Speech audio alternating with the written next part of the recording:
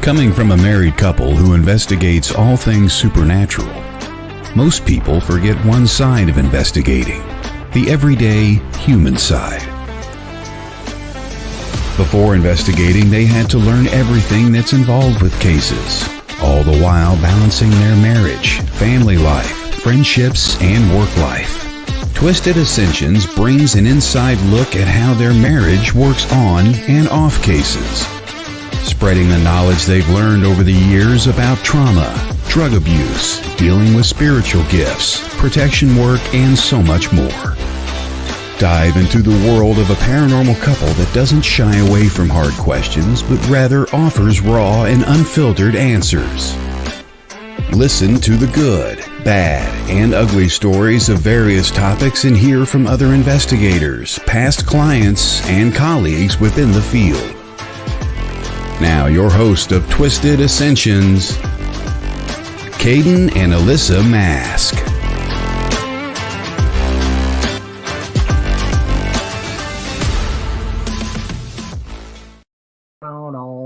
Welcome to the murder, folks. I'm your host, Caden. I'm your host, Alyssa. Coming to you live from the hollers of Mississippi, where we'll be talking about the supernatural, our daily lives, our marriage, and everything in between. We do the hard stuff so that you don't have to. And this, y'all, is Twisted Ascensions. Brand new show. We're excited to be here. Yes.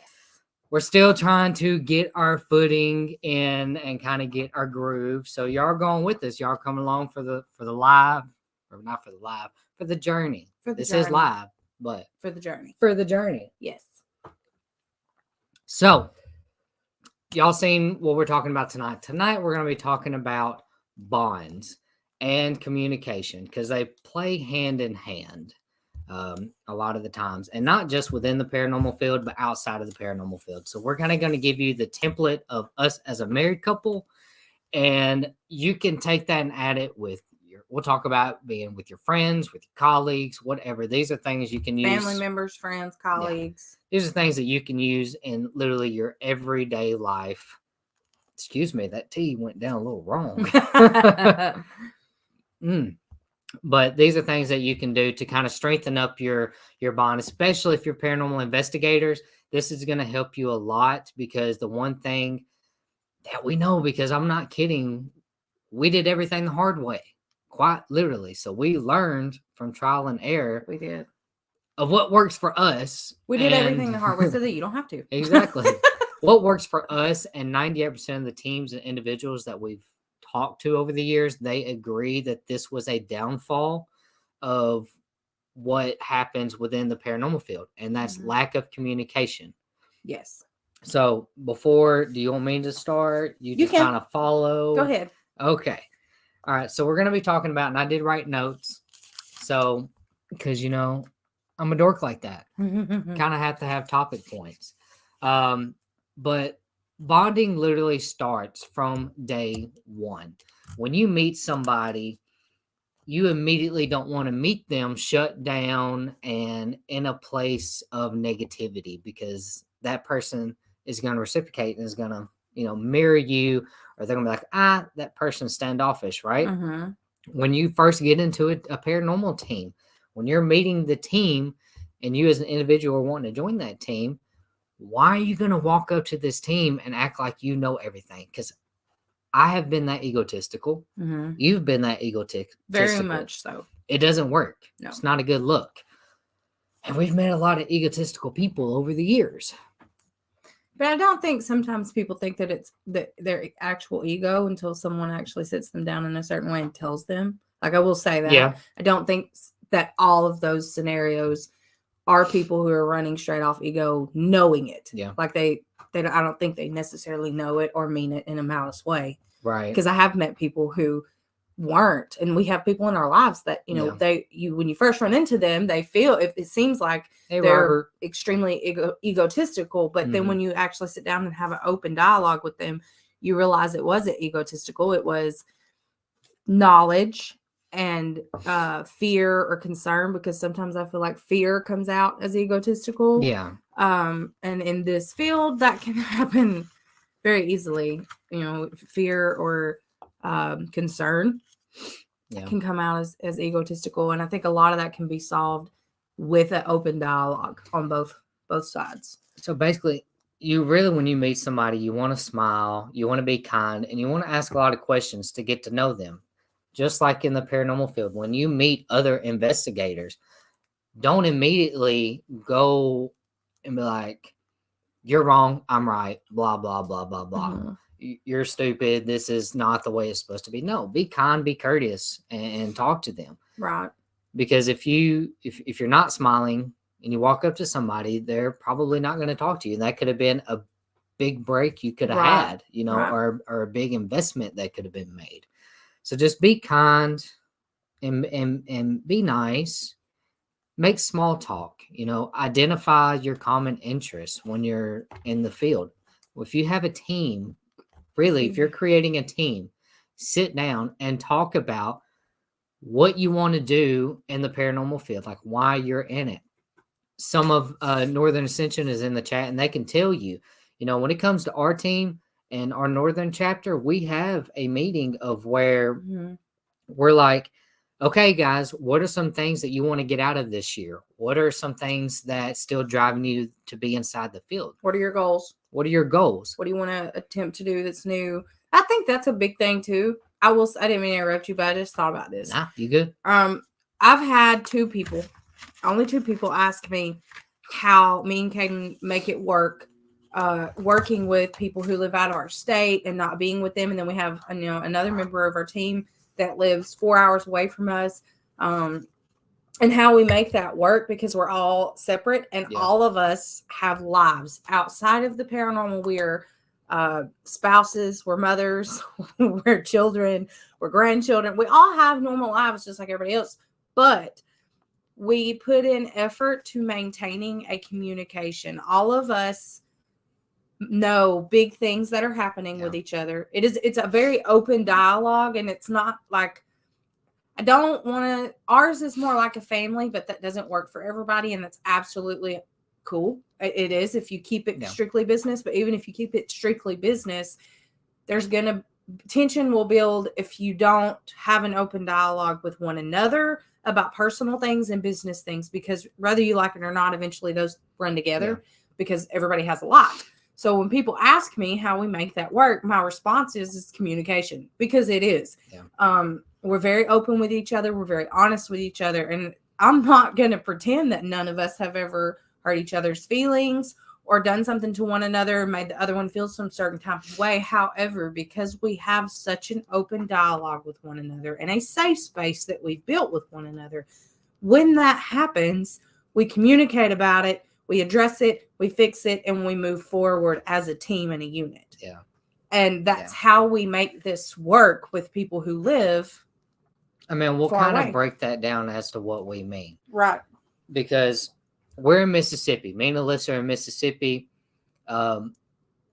Southern Ascension is in Mississippi. Yes. All four that make up Southern Ascension, we are in Mississippi. Northern Ascension is all the way in Ohio. Mm-hmm. The way that we made that work is we have a group chat between us all that normally stays going nonstop, but all of us have stuff going on. Mm-hmm.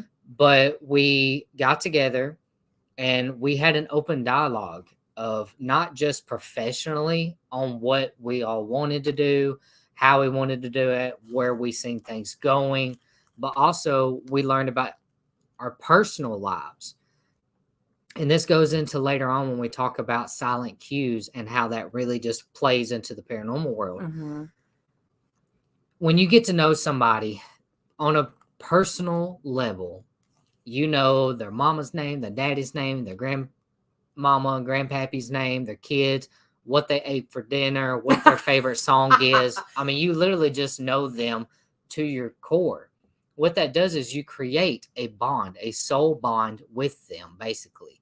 So when you're around them and you're in situations, you know if they're having a good day or a bad day without them even having to say anything, or even without you having to look at them.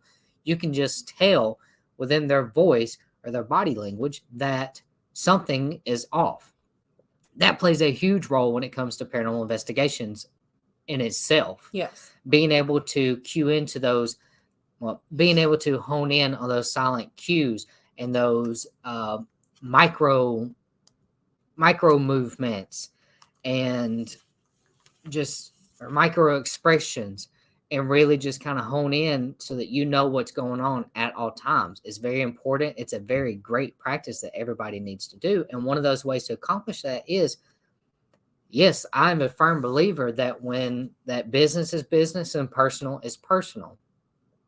But the people on our team and the people on Northern Ascension, they know when we are investigating, it's business. It's business. If I don't yell, but if I'm grouchy because of something that happened, or I'm being very adamant about something, they know not to take me personal. It's just a business thing. Mm-hmm. Afterwards, we can talk about it. But at that time, we have to be professional to do whatever we need to do.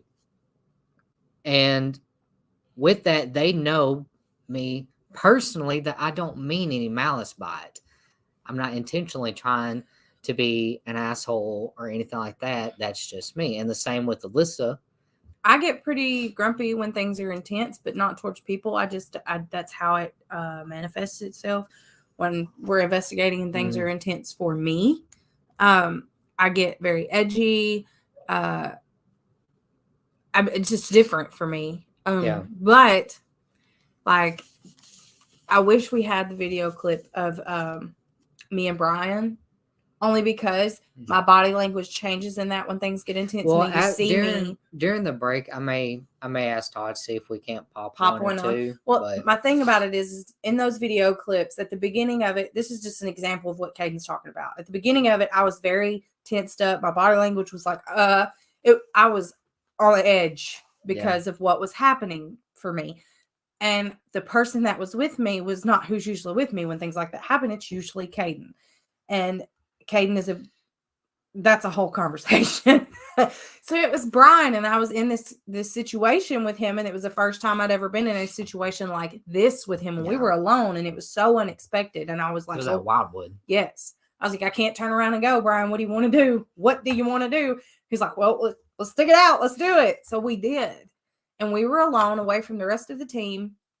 And it was very intense, but through the video clips, you see me become more comfortable with him while I'm doing this. So it was pretty cool, and it was a pretty good thing to catch, only because at the beginning of it, I was like this.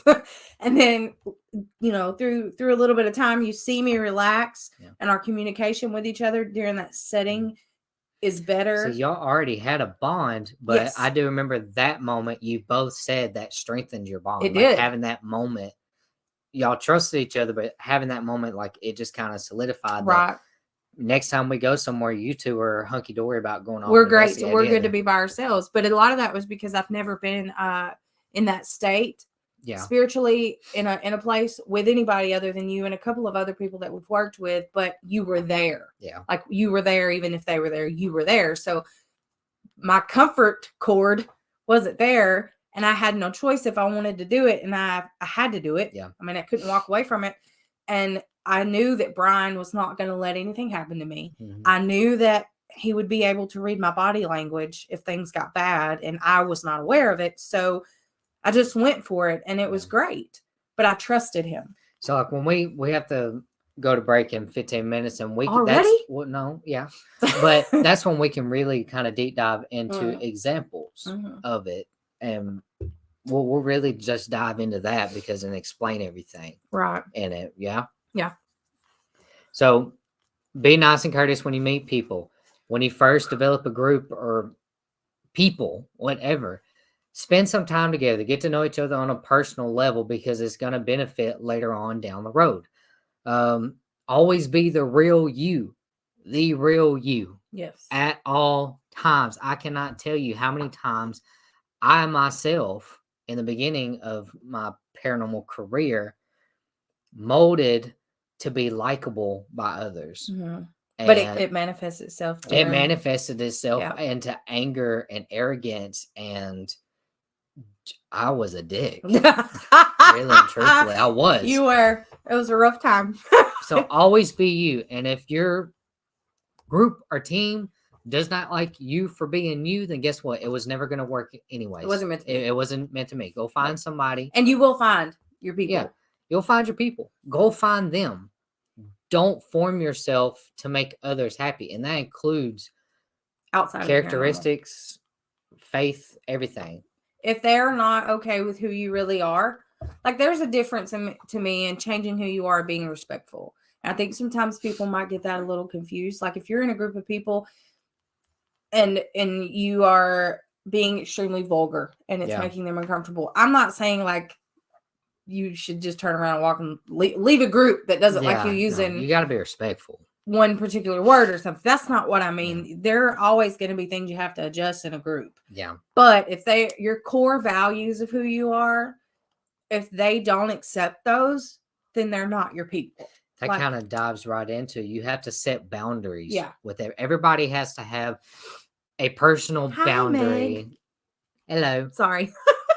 Everybody has to have a personal boundary. Me and Alyssa have boundaries with each other that they're not major ones, but they're still like, with this particular thing, I'm not that comfortable talking to you. I will if I need to. And if I feel like I have to, I will. But for the most part, I would much rather talk to it with someone else. Yeah. But everybody has those boundaries. Within the paranormal field, it may be the cussing. You know, you're somebody who doesn't cuss, but somebody in your team cusses a whole bunch. You two are going to have to sit down and compromise. Yes. That person's going to have to settle down the cussing, but you're just going to have to get used to hearing it. Like you both are going to have to give a little for sure. That's what I meant by like, don't turn around and walk away just because of one thing. Like when it comes to your core values of who you are, and that if they're not okay with that, and that's something that you have, or you're going to have to change to fit in with that group of people, that's not your people. Yeah, it's just not. Our group is very diverse. It's like it's so diverse, and we make it just fine. I mean, but we're all very respectful to one another. We understand one another.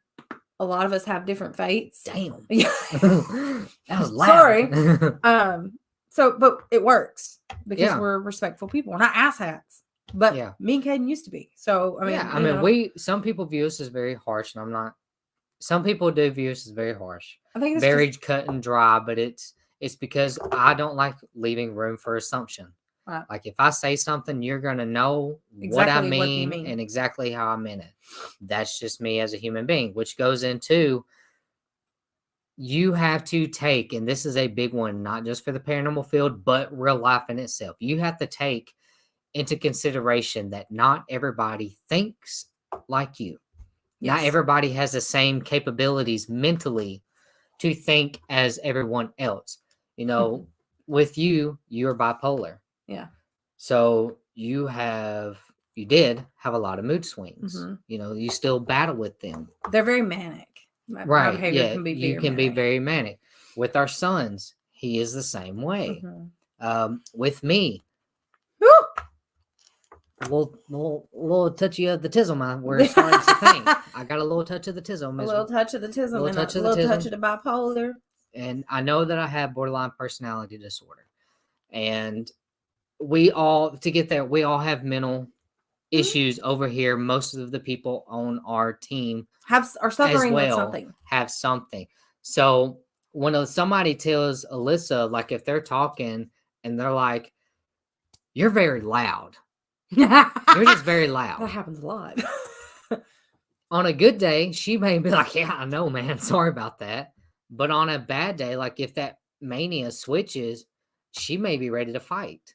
I'm not gonna say I'd fight, but I would probably come back with some cutthroat something. And with me, and because I can't really talk about you and the way that you view things when you're with people, but with me, a lot of people think that I'm very just dry, extremely dry. And that's just my personality. So it may come out as aggressive to somebody who is very bubbly, you know, very just happy-go-lucky. Y'all know what people I'm talking about. They're just like, "Oh, it's rainbow sunshines. I'm so excited." That's me when I'm in a good mood. That's you in a good mood. But those type of people, when they talk to me, I'm just very, "Oh, yeah, that's cool. Thank you for watching. hope you have a great day. That's my face. Like, hey, hope you have a great day. And just, kind of go, they may think I'm rude. And to me, I'm not being rude. That's just who you are. That's who I am. To me, I thought that was my happy face and that was my happy But the crazy thing about that, I think that people struggle with us is that I am that bubbly person 80% of the time that you're talking about, and we're married. Yeah. And you are that. Thanks. Have a good day. What was that? The memes? Yeah. OCD. Yeah. So, when you're talking to somebody, you do have to take into consideration that not everybody reacts and speaks the way that you do. That's like when we get into the silent cues. In some cultures, if you're being silent, that's a sign of respect. But in another culture, if you're being silent, it's a sign of disrespect. Yeah. It kind of goes hand in hand, depending on who you are and where you're at, depends on what you do. Me, I'm normally silent unless I'm doing this podcast or talking about something I truly enjoy. Yes. And that's just kind of how it is. You don't say anything unless you have something to say. I don't do small talk. No, I don't. And I think a lot of people think that they, like when they first meet you and you're like that they think you just are not comfortable or you're not having a good time. Listen, okay. I have been told so many times that what is the female equivalent to like the resting face?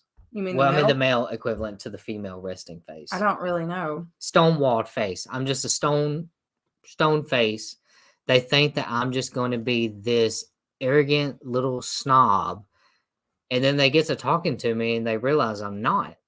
I just pay attention to everybody. I pay attention to my surroundings. I pay attention to those micro expressions, which we'll get into here, in another 15-ish minutes.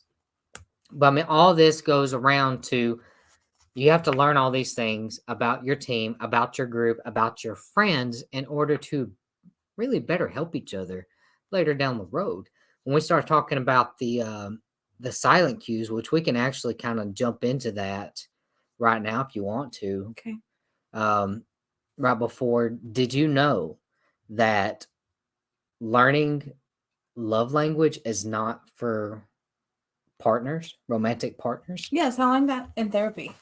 Did you? I did. I did not learn that till today. I learned that in I was reading a business transcript or a business article, and it was talking about if you learn each other's love languages at work, that it helps you create a better environment. Yeah. Because you have people who like the words of affirmation, the people who like the acts of service and such. And I learned that in therapy, and they were applying it to building friendships sober. I don't, some of you might not have ever been to AA, but you have to reach out, and in those environments, so for some people it's really hard. Like, example would be you would be someone who struggled in a meeting, after the meeting, in the social setting. Oh yeah. So in therapy, I learned that watching people's silent cues and learning their love languages and then using them with them builds a comfortable environment for social settings. I mean, it makes sense. But in a way, that's kind of weird to me, because you are then touching on personal subjects with someone that you probably shouldn't be. Like, it's almost kind of a narcissistic thing. Like, you're studying everything about them so that you can make them comfortable. I don't know. It's kind of weird to me, but I get how it's good.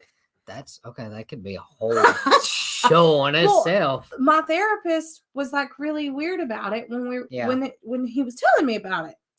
And this was for AA. This is why I'm saying it was weird to me. My experience with learning what you're talking about was a weird experience, because I was like, so you want me to study their love language so that I can make them feel comfortable? Because that's like love bombing somebody so that they like you. In my brain, that's what that was. It's manipulation. Yes, so that they like you and they want to sit with you and be your friend. So, I mean, in a way, that's kind of weird to me. I get it. And really, when you think about it, yes, it is very manipulative. I really went off track at with the that, basis. No, you really didn't, because I mean, it does kind of go with it. I guess if you want to get down to it, the difference is you're doing it with love. I guess it would be about intention. Like, your intentions aren't your malice. intentions are good, instead of, like you said, with malice. See, my therapist didn't say that. He was just talking about what you. It will be that way though. I'm just saying. It can be that way. So that's whenever we go into like the verbal cues and stuff. Like with me and Alyssa, and we're going to keep it on the paranormal now. So with me and Alyssa, when we go somewhere, we verbally keep each other in check. And I do mean in check. We're very professional 80% of the time when we're together. I think we function very well as a professional group outside of our marriage. Yeah. It took us a long time to get Most there. people probably that have worked with us and did not know that we were married, probably when they found out that we were married, they were probably shocked. They're probably shocked because we don't. I mean, other than, babe, what do you need? Doing stuff like that. But I mean, babe, are you okay? But that's on the side.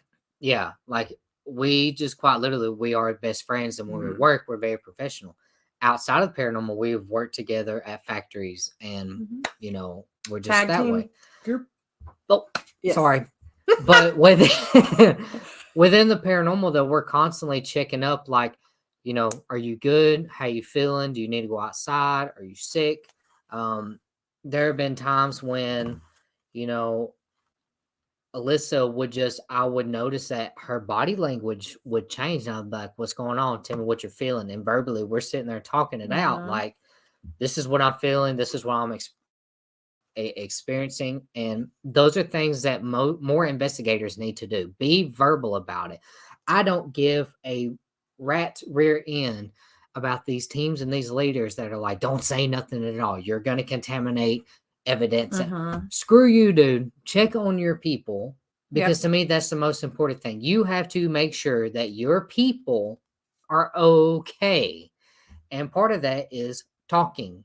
You have to talk about it. You have to check on each other. It doesn't have to be an hour-long chit-chat or even a 5-minute chit-chat. Just a quick, hey, are you okay? Yep. All right, cool. Let's go. That's it. I was like, what, 2 seconds? Right. That's all that it takes. Well, I'm trying to think. I was trying to think of an example where somebody didn't check up on somebody with us, but I can't think of one. That's why I was sitting here thinking, when? I can. I was sitting here trying to figure out one, and I can't remember one. Hey, everybody coming in. So make sure whenever you come in, there's attached to this link, there's a StreamYard thing that you have to click. Yeah, in order for us to see your name. We can't see your names up here if you don't. All I see is Facebook user. So hello, whoever is coming in. But a time that I do know, we were at Monroe House. Yeah. The first time, second time? The very first time when we were at the previous team. Yeah. And somebody's emotions went haywire and they were not checked. Gotcha. And because they weren't checked, assumptions started going on, and then everybody started getting ill, and it was a shit show. It was a shit show. It was an explosion of crap. An explosion that could have been settled very easily with just one very quick conversation. Very quick check-in. It could have been completely avoidable. Yes. And that has happened quite a few times with us, even between me and you outside of paranormal. Had I just been like, do you need help? Are you okay? We could have not fought a lot of times. I mean, that's just part of it. And so, check in on your people verbally. Just make sure that you're okay throughout the investigations. Just a quick, you good? Yeah. Do you need to step out? Yeah. You hungry? Yeah. And if they're stepping out, make sure they don't need, like, if you see somebody stepping out to take a break, are you good? You need somebody to go with you? You cool? Sometimes it's nothing but a phone call because they got kids at home. Sometimes it's because they're overwhelmed and they just need a breath. And sometimes it's just because they. And it sounds stupid. It does. I didn't mean to cut you off, but I just thought of it and it was a fleeting thought and I had to catch it. But sometimes stopping somebody from walking out by themselves could make their day a whole lot better. Yes. 5 seconds of your time. Just 5 seconds of, hey, you want somebody to go with you? Probably would have made their whole daggone day. Yep. But with that, I believe that we may be close enough to the break. We're going to take a quick break. We're going to come right back. We're going to continue talking about different ways that you can improve your teammates, your colleagues, your friends, your family, learning how to just minutely change up a few details and make things go so much more smooth. More Smoother. More smooth. More smooth. More smooth. We're going to go smoother. Smooth like butter, Sean. So with that, Todd's going to take us out in 5 seconds, and we will be right back momentarily. It's Twisted Ascensions.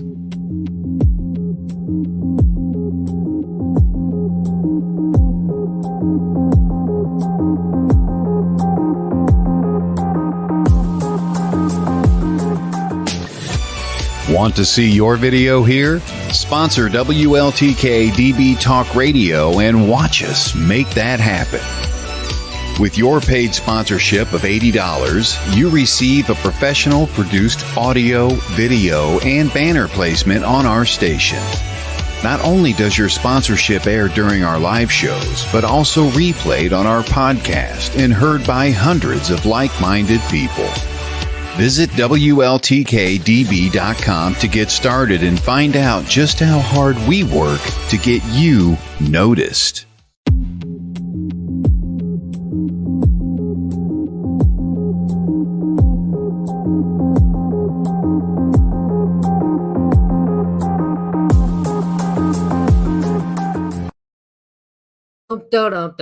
Welcome back. This is Twisted Ascensions.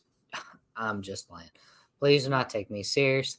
When we come back from break, Alyssa shall be right back. She had to run and go check on her mom, I believe. But she'll be back with us. But we're talking about bonds, how they play a role in paranormal investigations, and, what things you can do to improve them.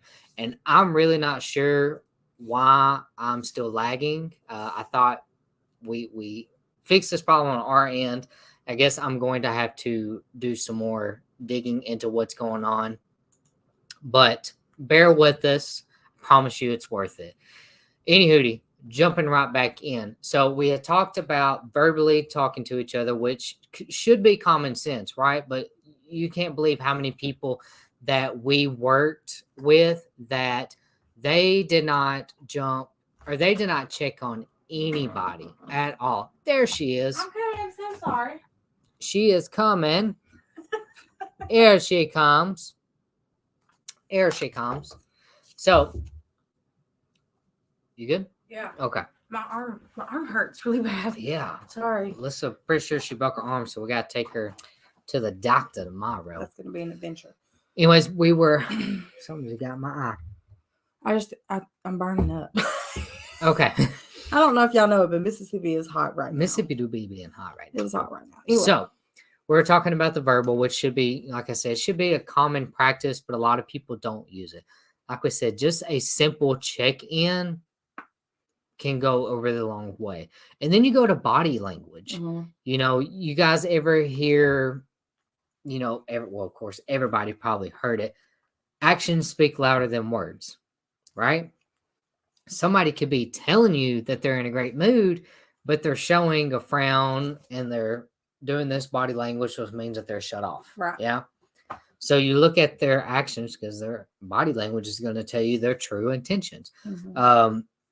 This can be used in investigations, and many of examples of that is when Alyssa's an Estes method, or I'm doing it, or we're with our team, we're looking for those micro expressions of those movements of just, somebody is standing there just kind of calm, and then all of a sudden they're like this, and they're just kind of looking around, checking on them like, hey, what happened? Something switched up with you. When you're in Estes method, I have learned how to, I've learned, well, that stutter came out horribly. It sure did. I have been able to figure out what is actually you talking and what is spirit talking, mm-hmm. whoever you're channeling. Mm-hmm. It takes a lot of practice, a lot of years. And with doing these practices later on that we'll talk about will help get you to that point of being able to pick up on those cues of if you have a medium on the team or if you have somebody that's doing Estes method and they're saying things, like you'll be able to pick up on, okay, this is this spirit. This is this spirit. That's this spirit. This is them actually talking. Right. But back to the micro movements, there's been many times when we've been on investigations and one of our team members have been freaking out, like scared, freaking out, but didn't want to say anything in fear of repercussions for, I guess, the group making fun of them or something. I don't know. I guess they just weren't comfortable speaking on it and they were just nervous. Yeah. However, when you, as team leader, when I see those things, I always stop what I'm doing. I check in on them. Or if I'm not able to stop, I'll send Alyssa to do it, or vice versa. Alyssa will send me to do it. Or if somebody else on the team sees it, they'll go take care of it. Just kind of a quick check-in. You have to watch these things while you're on investigations. You can't just go into a place like Waverly Hills, a ginormous location, and you have a group of 6 and not be mindful of what everybody's doing for their safety. Not because you're being nosy, but for their safety. So that brings me to this.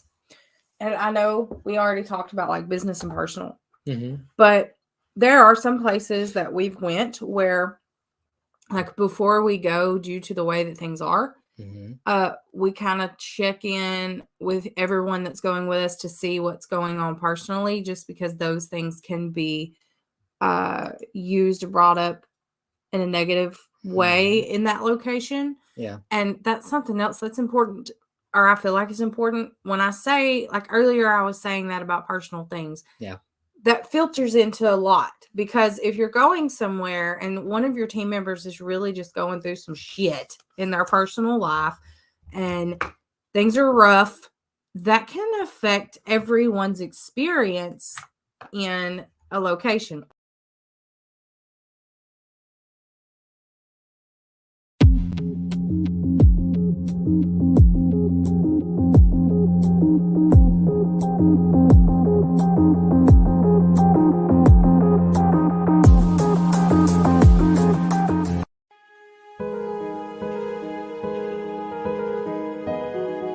Brandon Wainwright is an animal lover, author, energy healer, and former police officer. In April of 2018, he and his family lost their dog Tyson to a brain tumor. It was an inevitable experience that comes with being a pet owner, but it was devastating nonetheless. Tyson's Gift: How an 8-pound canine became a man's greatest spiritual guide. In the story of Tyson's life, from his entry into the lives of Brandon and his wife Misha, to his equally impactful departure and continued spiritual influence, Tyson's beautiful story will entertain and comfort readers of all backgrounds. Get your copy at tysonsgift.com. That's tysonsgift.com, or wherever books are sold.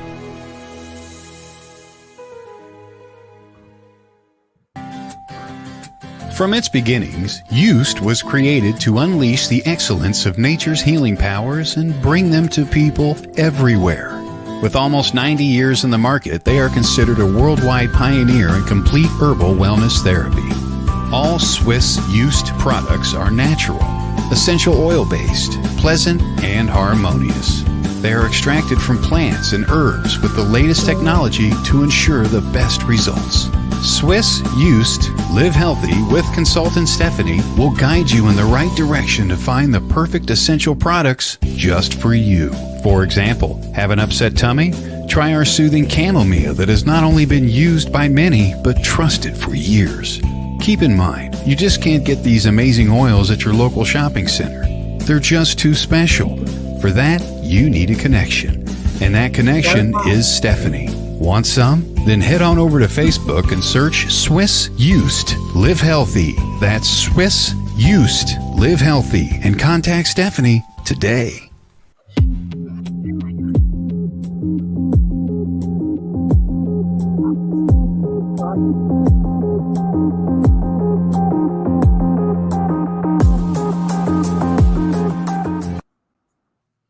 Okay.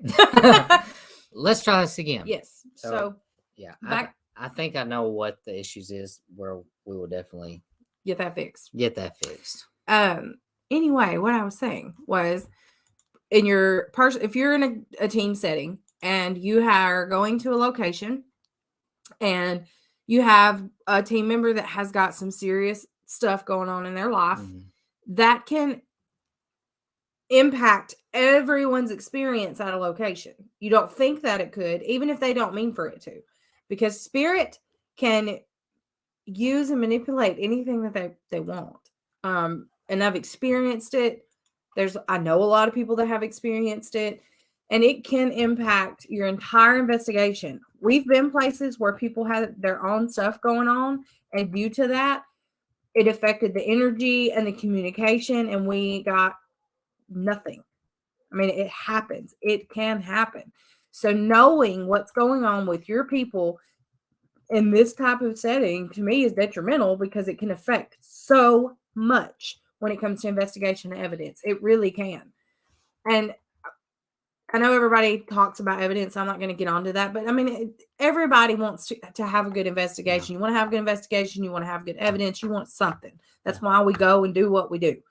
I mean, we want to help people, but we go because we want to experience it. Yeah. And if you are going with a group of people and one person has a lot going on in their personal life, it can affect everyone's experience.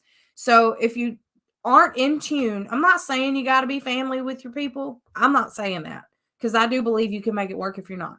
Yeah. But you do have to be aware and have an open dialogue of what's going on with everybody that you're doing this with, because like I said, if they have got some shit going on in their life, it can filter into everyone's experience in this type of setting. And I think sometimes people forget that because they look at it as just strictly business, which is cool. Yeah. But you got to remember, when you're dealing with the paranormal and the supernatural, there is nothing that can't be touched. Yeah. So you just got to be aware, be aware of what's going on with your people, be aware of what is happening, and make sure that they have their self in check and all of these things before you go somewhere. I mean, to me, that's not that big of a deal. It's a phone call 2 days before you're getting ready to go. It's not that big of a deal to me. Like, I don't understand why someone would have such an issue with that, I guess. Yeah. But that's what I was saying before we got cut off. It can affect everyone's experience. And so it's just, to me, it's a good move in that setting to be aware of what everyone has going on. Yeah. Make sure everybody's head's good. Yeah. I mean, we've been a part of we have been the issue, and we have been on the receiving end of that type of issue several times. And it's not fun, regardless on which side you're on, when you realize what's going on. It's one of those. I look at a lot of these teams out there, and some of their members, message us, because we were that team, and we still are to a couple before, we revamped everything. But we were that team that a lot of people looked out or reached out to for help, whether it be with the case or I'm having this issue with my team. Can you please tell me how to fix this or how I can bring it up? And let me tell you, the biggest thing is everybody involved on that team needs to be on the same level. And what I mean, I don't mean spiritually, I don't mean mentally, I don't mean whatever you can be alike. None of that. What I mean is goal wise, the goal for this team, for this investigation is XYZ.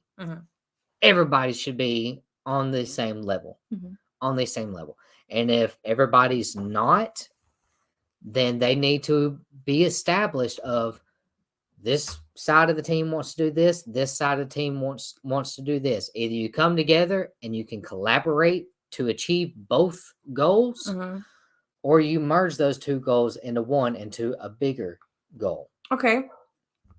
So my dog is so mad. She is very upset. So let me ask you this, since we're on the team thing. Yeah. What would you tell someone? I know what we've done, but what would you tell someone if they called you and they're like, look, I got this new team. Everybody's awesome. Everybody's doing great. but we're having some issues with trust inside of investigations. Like being comfortable with one another to step outside of our boundaries. I'm not comfortable with with this person having my back while I'm doing this. Mm-hmm. Like, what would you tell someone to do? Almost like in a setting where people do trust falls. Like, what would be your trust fall experiment and work inside of a team? Do you understand what I'm saying? Like, what would you tell someone to do? That goes back to personal stuff. You need to get back to the basis, and they need to go out to eat or have a family gathering at somebody's house. Like, see how someone is outside of the setting? Outside of the setting. Because trying to think of how to say it. We've worked with some doozies. Yes, we have. We sure. So that you. But we got to know them outside of the paranormal field and realize that's truly how they are. Right. Like they weren't just being this way because of investigation. That's how they are in real life. Right. Why are they the way that they are? Right. We got to know their family matters. That made much more sense. So then we realized, okay, to deal with this individual, it's not necessarily that you have to constantly cater to the ego, but you have to really pick your battles a little bit better. Like, you have to check them with certain stuff, but you kind of have to let them have it during certain stuff. See, mine's completely different. So, but with them though, they need to go eat. They need to get a better understanding of each other's characteristics. When that happens, one thing that they can do to instill that trust is they need to quite literally be put in the t-shirt that you and your cousin had to be in when you misbehaved. The get along shirt? The get along shirt. Be put in a get along shirt. Put in a room in a basement. Together. And investigate. And one thing's going to happen. Or one of two things is going to happen. They're either going to learn how to trust each other, or they're not going to be able to trust each other. And that's it. I mean, with some people, it's just like that. Yeah. I mean, there's not always a fix or a Band-Aid for two individuals. Sometimes they're just not compatible. Right. You know? I don't disagree. Like, I think for me, I would rather you just jump off. Like, if my answer would be, okay, so what are you uncomfortable with? They tell me I'm uncomfortable with this and this and this. Okay, so then I would want to know what the other person was super uncomfortable with inside of investigations. Okay, so you're going to go with this person while they do what they're mostly uncomfortable, like the most uncomfortable thing that they could do. And they're going to go with you when you do it. And however that works out is however it works out. And you'll know your answer from there. Like, in my mind, that's how I think. So it's like the t-shirt without the t-shirt. Yeah, without the going out to eat stuff, without any of that. Because just go ahead and put yourself in there. Because if you're going to be investigating and you need to build that, before you spend your time building that bridge of trust and relationship and communication with that person, might as well just go on and jump. This is just my opinion. I'm not saying I'm right. This is what I would do. I did do it. I did it with Allie. Like, I mean, that's what I did. Basement with the hole in the wall. Yeah. Me and Kaden been in that t-shirt basement a couple times. Squeezed on in there. But like, my example is Allie. You know, the first time I met her, I had talked to her a little bit, but I had never met her in person. I had never been around her, and I didn't know how it was going to go. Okay. The one with Jason. Yes. Yeah. I enjoyed talking to her. I enjoyed her personality over the phone, but I did not know how it was going to work. And we were like 6 hours away from home. You know, we are both mediums and you work completely different ways. And our belief system is completely different, but we respected one another and we had conversations and very open dialogue with one another, which was phenomenal because she was one of the first mediums I ever met that was different than me. Yeah. But was very open and respectful. And it was awesome. Yeah. But at the same time, as a medium, when you're working inside of mediumship, for me, it's a whole different box than investigating. I also do enjoy being an investigator, even though I have this box over here. Yeah. I very much enjoy being just an investigator. It's great. I love it. Yeah. She does too. And so it was really cool to meet another medium who also thought the same way I did. Like, I have this box and I got all this going on over here, but I also like getting my gear going like everybody else. So anyway, I had never met her, didn't know how it was going to go. And so when we first got there, we did a little walkthrough, and I was like, okay, so this is what I'm going to do. And I literally went in a room with her blindfolded because I just needed to know, like, is this chick are we going to be able to do this together? Am I comfortable with her? So that's what we did. Yeah. And it worked out great. I'm not going to say that everybody's experience like that will work out great. That one could have not worked out great. It did, which was awesome. Yeah. But I was also prepared for it not to because I didn't know. Yeah. I mean, I just didn't know, but it worked. That's just like we're talking about bonds. Yeah. You and Jason 5 have a very strong bond. We do. Like that thing is. We do. Almost like the brother. I mean, he is the brother that you never had. He's not in here, but that's my dude. That is my dude. You and Jason are just two peas in a pod, and when y'all get together, I mean, y'all can't nobody take you nothing. Okay, can't nobody tell them nothing. Yes. Y'all think that we giggle and that we get immature when we're doing these shows. Get them two together. Get Jason and Alyssa together. Yes. And it's like two little kids running around holding hands like, here we go on an adventure. That's just, I mean, that's them though. That's but them. It's a very it's a cool bond, man. It's just cool. But where I was going with that though is you guys had that much of a bond before we even met Fife in person.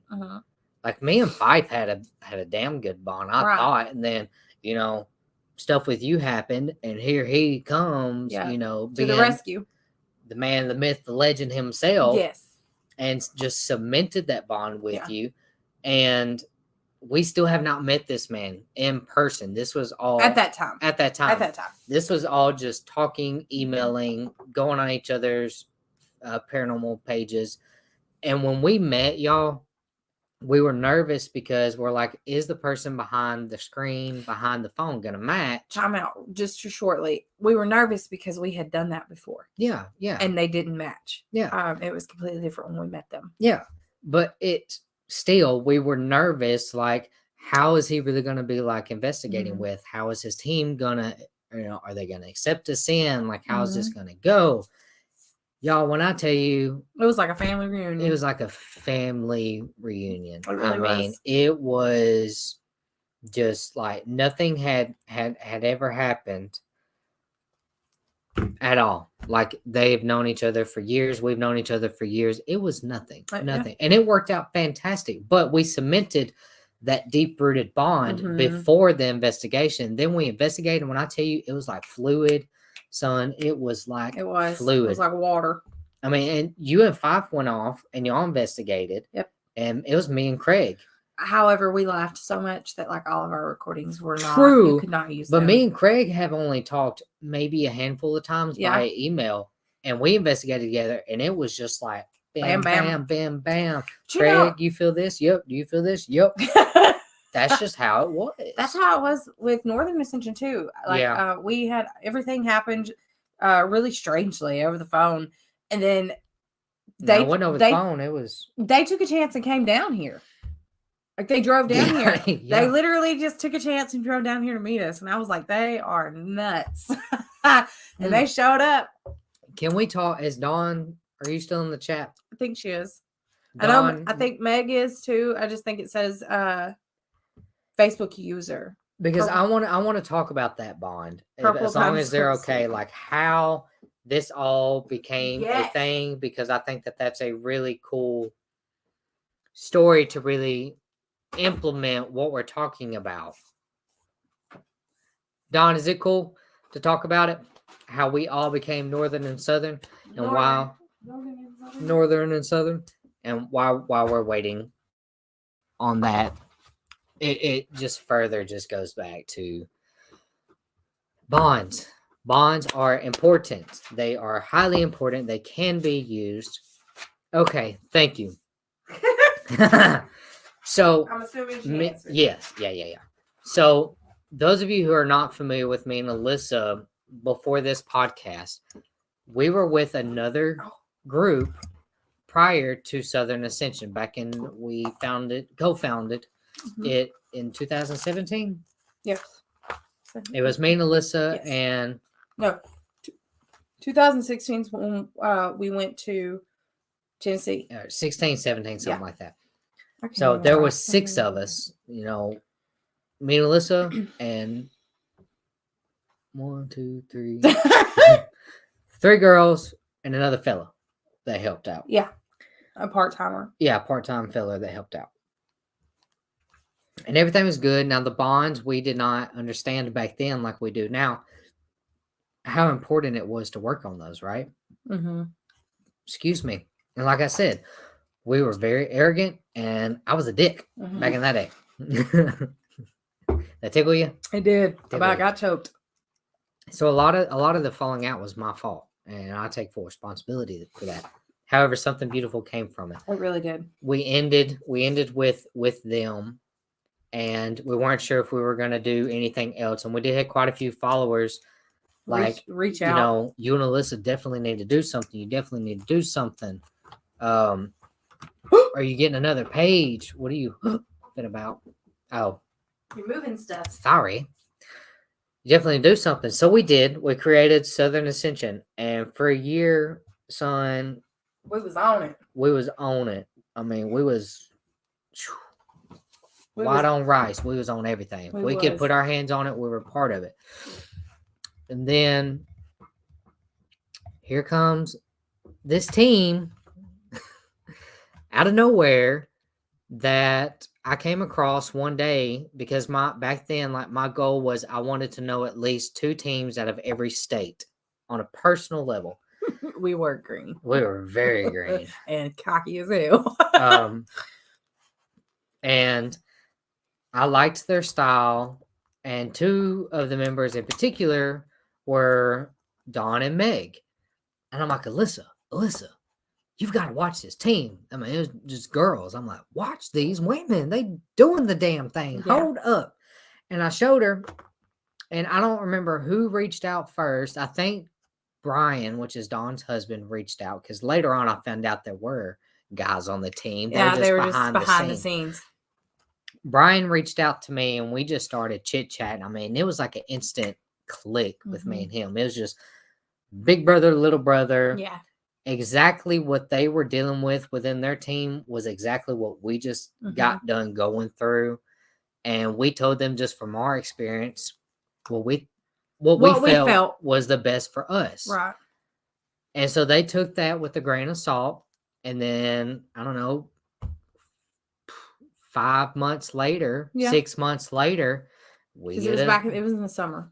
We get it was about 8 months then. Yeah. 8 months later, we get an email of, hey, this is Meg and Kev and Dawn and Brian.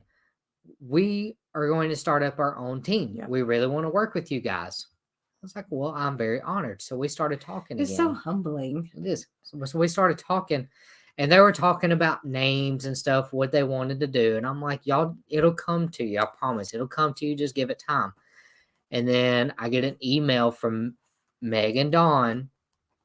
And it's like, so after a long time talking, we decided that we want to be Northern Ascension, if that's okay with you guys. And I know that sounds like... Are you getting teary-eyed?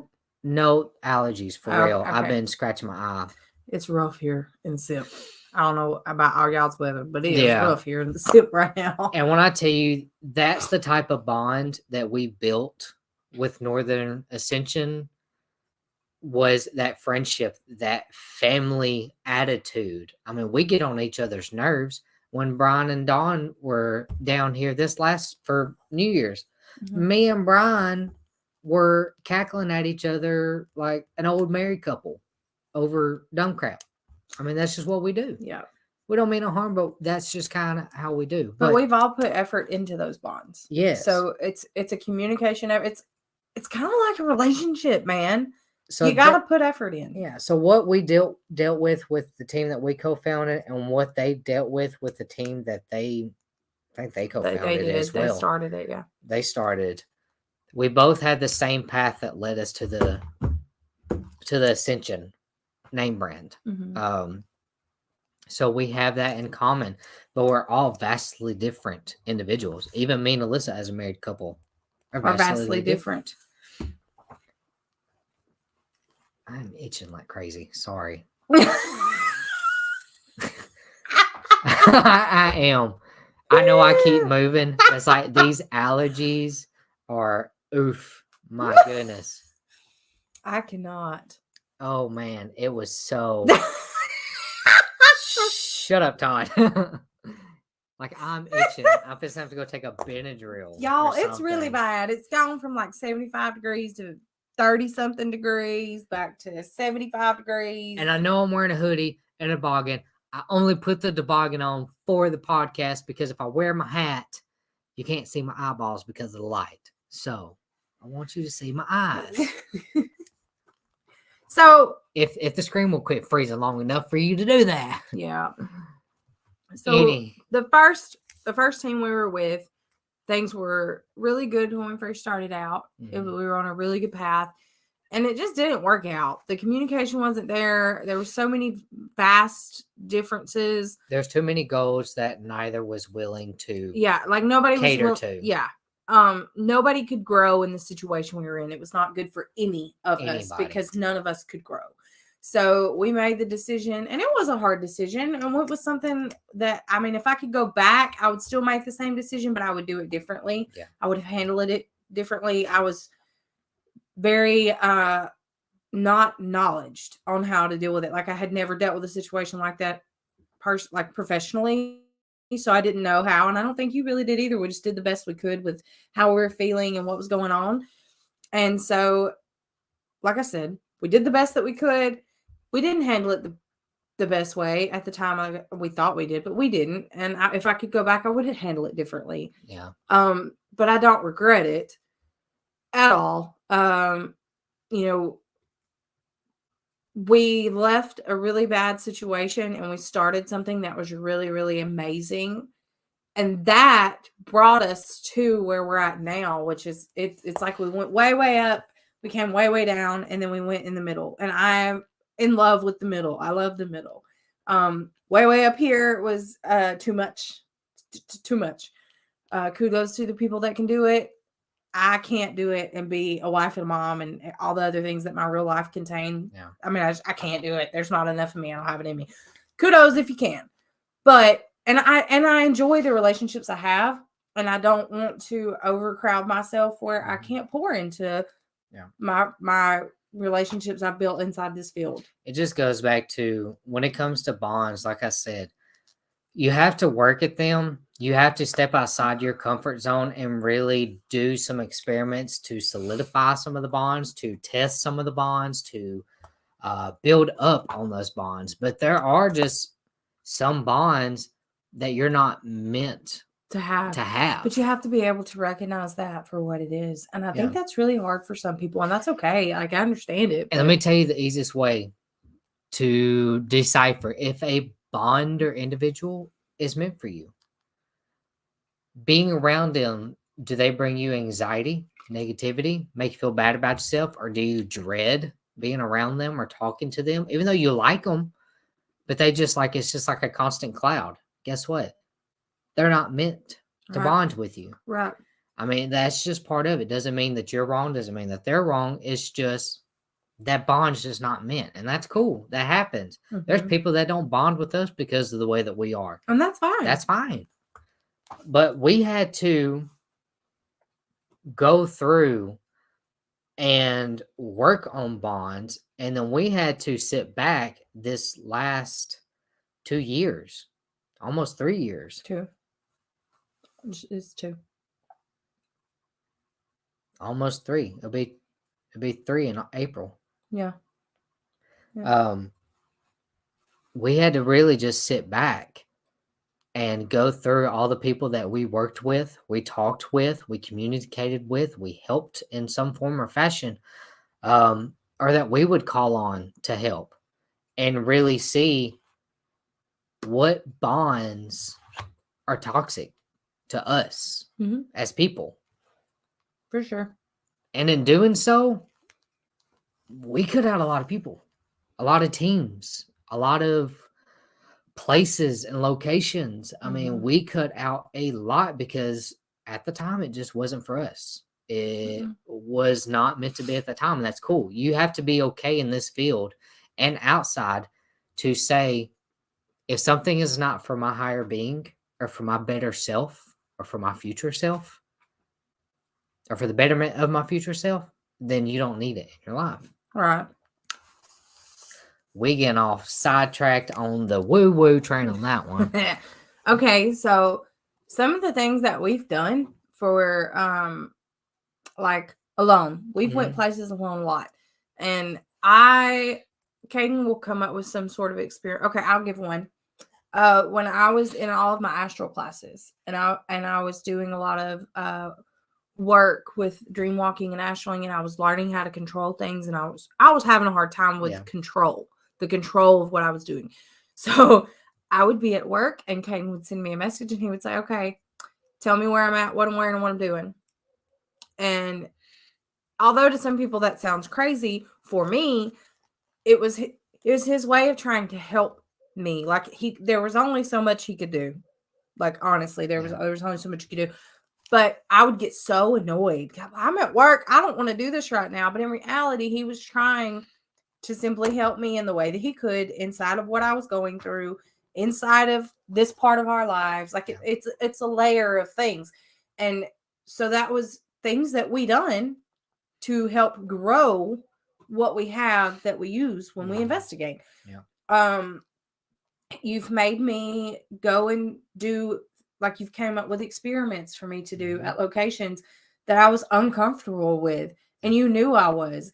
As my husband, I don't think you particularly liked it because I was uncomfortable. But as my partner in this field, you knew that it was best for me. And so you have to separate those things, and you would put me in an uncomfortable situation so that I could grow from it or learn something. But those things built our trust inside of what we do.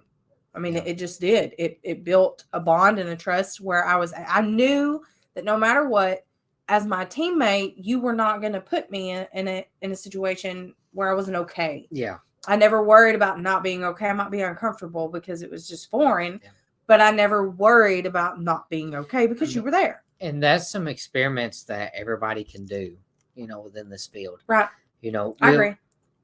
Another thing that we can talk about at another time is, going past what you give yourself like a boundary within the paranormal field of I will not do this, I will not do that because I am afraid of it.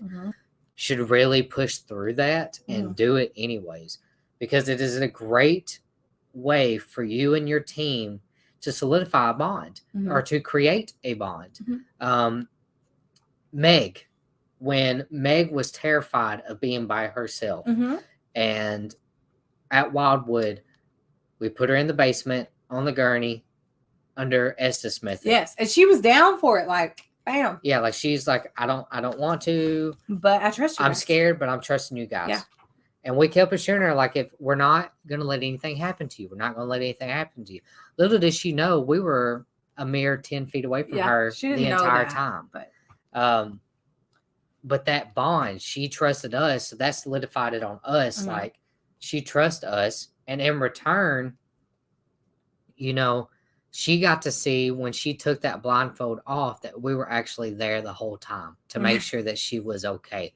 And Ozzy Rob in the chat room. Yes. I mean, it's happened. I was going to wait to bring him up, like, kind of like the ending explosion. The explosion. But Robert White is another person that is a part of Southern Ascension, but and he will forever be. But he is in Australia. We have never met in person. Everything that we have, though, is verbal and communication over the phone, over the internet, with Alyssa helmets via astral traveling. Robert is a very gifted astral traveler, has saved my ass more times than I can probably count. He's a very gifted healer also. He's an amazing healer. he is your stones, rocks, and crystals guy as well. And he can do a lot of other amazing things. But we met him years and years and years ago, and he's just stuck to us like glue. He's been with us for 5 years. Yeah. 5 years. 5 years. He has watched our child grow. I mean, he's literally been with us for 5 years, and we call him Uncle Rob. Our child calls him Uncle Rob. Yeah.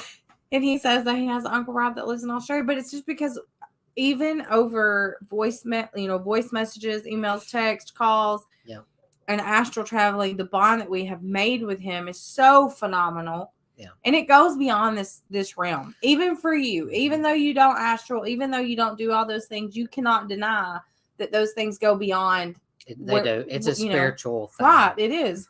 I mean, tell me another person that meets these two very green investigators all them years ago, go into their second location ever on a team aspect, second location ever. One said person gets attacked by something, an entity, to where it feels like I'm getting stabbed in the heart, which we'll talk about Monroe a whole other day. That's a whole podcast. I'm getting stabbed in the heart and I pass out, and this dude comes in.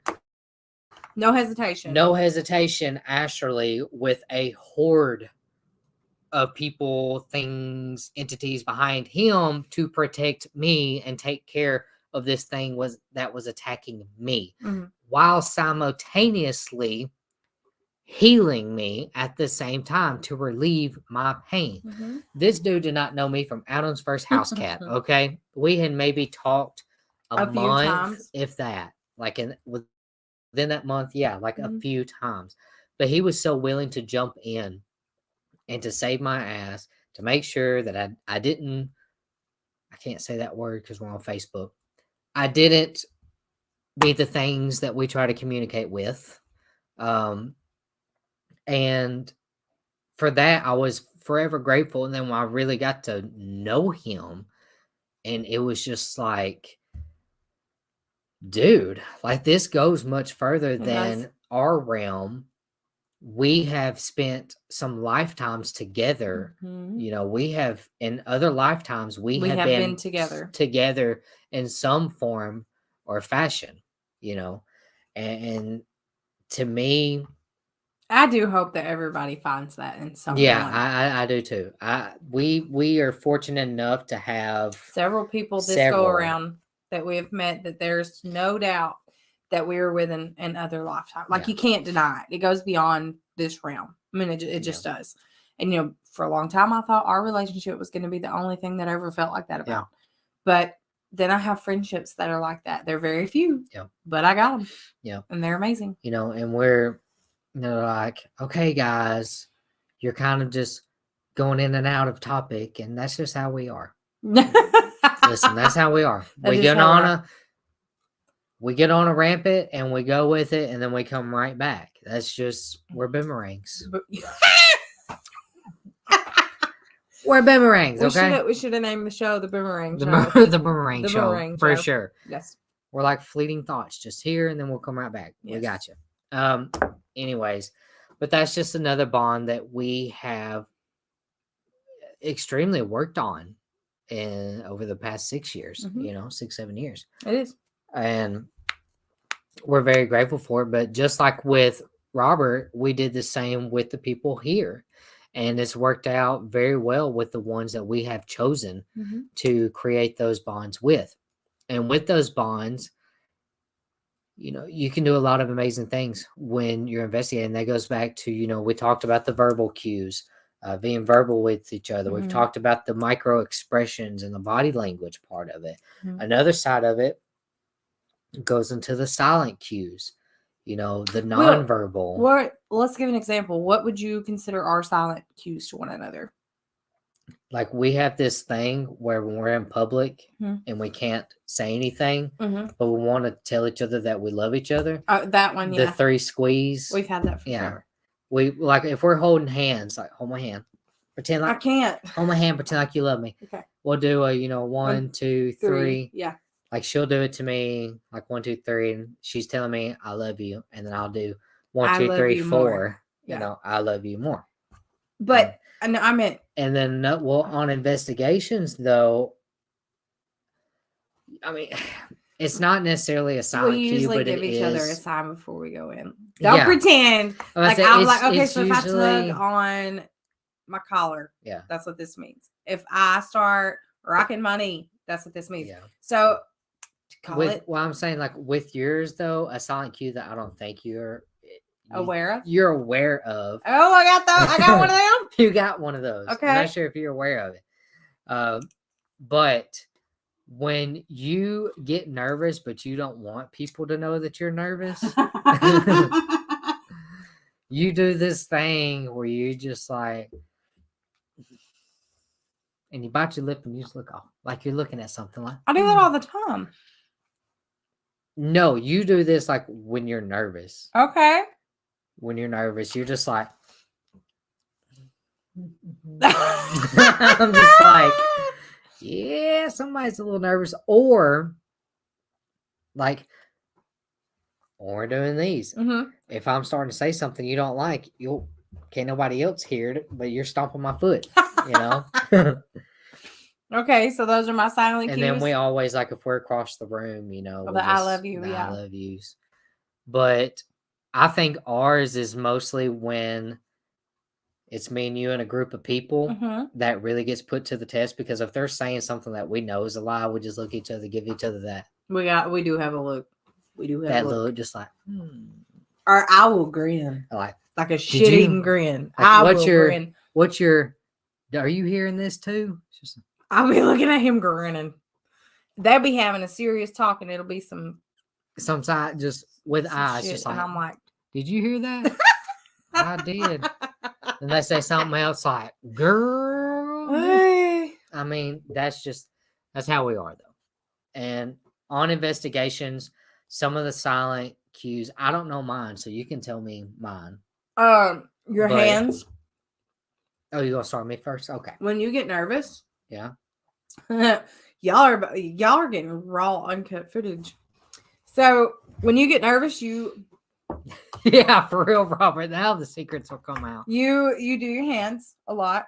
Yeah. And what you just did with your face, I know that you're nervous or uncomfortable when you are constantly touching your face, because you are not someone who constantly touches their face. That it's not a thing for you. I feel like I play with my beard a lot. You do. Like just on a normal, just like a. No, when you're thinking really hard, you will. When you're trying to figure something out, but it's solely your beard. When you're nervous. See, now everybody's gonna think I'm nervous, but I'm really just itchy. I'm so itchy. That's okay. They're gonna be looking to see if they see anything bounce me touching your leg. Because you told them that, but that's cool. That's cool. If I go this way, she kicked the fire out of it. When you get kind of antsy and aggravated, you do this hand motion, this rolling motion with your hands. And I like hurry the hell up. But you don't realize you're doing it. And it doesn't mean like it's that signal of let's hurry it the hell up. But when you are antsy and aggravated at anything, that's a movement that you do. Out of aggravation. You didn't, or you did? I did not. Oh, you do. It's very like obvious. I know, like when somebody's talking, I'll sit there like, can we hurry this up? Let's go. I'm over. But you don't do the whole like wheels. You rotate your hands in a motion. Yeah. Can we go? And you rock your knee from left to right when you are, and see like what you're doing now with you do that. And I'm just like, I'm sitting here like trying so hard not to scratch my leg. Are you that itchy? I am. Like, I don't know if it's. Do you have hives? I don't know. Are you getting hives? No. They suck ass, bro. I don't think I'm having a allergic reaction. I could be, and everybody else is gonna watch me blow up like a balloon if it is. Yeah, because they suck really bad. Now I do know one of you my. Bite your lip too. Yeah, when I'm anxious, I'll bite my lip, or if I'm in severe deep thought where I just can't figure it out. So I'm like, and I'm in that stumped stage. I will. I do know that one. Your breathing changes when you're mad. Oh yeah, I notice it like bam. Yeah, like quickly. And I'm gonna go get him one. Just a second, Robert. I've only seen you scared like a handful of times in the 10 years we've been together, because fear is just not something. Would you actually classify as scared? Yeah, I mean, I've seen you scared, but it was more of a personal family thing. It wasn't paranormal things. Okay. Two of them particularly was with our child. Like, I've seen you in fear because he was hurt. So like, fear is not a common thing for you, and I'm not saying that to like boast your head. It's just not like that. I ain't seen very many things at all that brought fear to you. In the 10 years we've been together, but I have seen it a handful of times, and fear for you is a very emotional thing. Yeah. Like, it is a very emotional thing, but it's not a common thing. Like, I've only seen you scared a handful of times, and none of them were paranormal. I have seen you fearful, concerned, like together, not fear of yourself, but you were fearful, concern for me. Yeah. And that makes you emotional, and then you get angry. Yeah. You know, because I do know, like, in the real world, and all these. I'll be back. We got to go get Kane and Benadryl. Verbal or silent. I see our pillow. Silent cues that we. Are you laughing at me because I'm snuggling the pillow? You leave me be, okay? I was resting my arm on that thing. You leave me be. Really okay, well, I'm going to keep it warm for you. Okay. A lot of the silent cues that me and Alyssa have, and that us and our teammates have, are things that we've had to work on. Like, me and Alyssa, it's not the right word. We verbally talk to each other about what will we do in public if this happens? What kind of cue are you going to give? And that's how we established ours, and that's how everybody else really needs to do theirs as well. So just get with your team, get with your colleagues, and you guys kind of come out with like, hey, usually at home, if I get real nervous, I do X, Y, and Z. Or if I need help, this is help. Or if you're talking to me and I do this, that means, hush, or 1 minute, whatever the case may be. With me and Alyssa, I have that, and a lot of people think I'm being rude. But if I'm, like I said, I got a little touch of the tism, I believe. So when I'm hyper focused on something, and I'm not saying that just willy-nilly, y'all, like, for real, like, this is a real thing. But when I'm hyper focused and somebody talks to me or tries to talk to me while I'm hyper focused, I get extremely aggressive and angry. So I have learned, just to do this, like 1 minute, or like, hold up. And that is I'm hyper focused unless it's important. Like, give me a minute. And even on investigations, if I'm getting hyper focused on a piece of equipment or an experiment, and Alyssa just kind of comes in before she says anything, I'll do this, like, hold on, I'm on to something, or I need time for something. A lot of Alyssa's her silent cues are more not fear-based, but it's more like excited, and anxiety. So like, she was talking about me, like, when I'm anxious, I bounce my leg. With her, she does that as well. She'll sit Indian style. I had to find the non-drowsy, sorry. Okay, when she's sitting Indian style, she'll bounce her legs when she's ready to go or she's anxious. And then when she's like plumb excited, she's doing what she's doing right now, which is, this right here. Thank you very much. Here, I'll give you these back. Thank you. There you go. Anyways, so that's like I said, when it comes to silent cues, every team needs to have some. You need to have, I worked in corrections, and Mr. Todd will know what I'm talking about. There are some situations where you are not verbally able to talk. Mm-hmm. Like, you just cannot say, run this way, go that way. Sometimes you have to, second person that way, because the cell extractions are right situations, team 4, that way, or team 4 north, that way, things like that. And we've had to learn, these different styles and cues, and they're not military based. They're just correctional based. And with me and Alyssa, we just sat down, talked, literally, it's kind of like this is what this means, you know, like Mm-hmm. this means, hold on, don't interrupt, give me a minute. Or this is just, hey, I'm listening, but give me 1 second. I think a lot of the knowledge we have about each other is just trial and error. Trial and error. No, all shit aside, it is trial and error because Yeah. we went into a lot of things really green. Yeah. And I put myself in a lot of situations I should not have, and I did regret it. I mean, I grew from it, but I still wish I would not have done a lot of the things that I've done. And we learned from it, but you had to learn if I was okay or not. Like, there was no option because you were the only one that was there. Yeah. Like, there was no option for me to do it. You had to know, and you just had to learn. And I think a lot of ours just came from trial and error because we literally just dove in dangerously. Yeah. And I will say we got lucky. Even though you had that experience that, you know, we talked about with Robert, I truly believe that there are several times that we got by the skin of our teeth. Yeah. Like, I don't know how we done it. We had no reason to be doing what we were doing. No, we had none. And we did, and we had each other, and that's all we had. Yeah. And we just had to figure it out. And you had to figure out how to pull me out, put me in, whatever I was doing. And I had to do the same. I mean, silent cues aren't always just, I need this, or I need this from you, or I need that from you. A lot of it is just noticing when somebody's in distress.